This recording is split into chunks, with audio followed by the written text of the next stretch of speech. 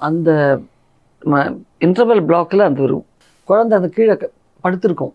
Step ஃப்ரீஸில் அந்த கால் இப்படி போகிறது.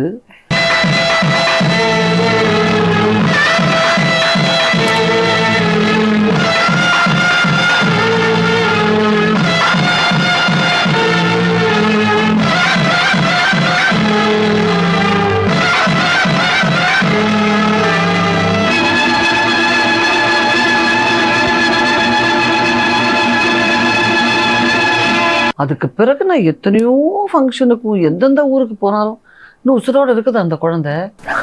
எனக்கு தெரியாது, நானே ஒரு குழந்தை மாதிரி எனக்கு ஏன் உசுரோடு இல்லை, என்னம்மா பச்சை பிள்ளை போட்டு அப்படி தாண்டிட்டேன், ரொம்ப நெஞ்ச எழுத்தந்தான் போ அப்படின்னாங்க.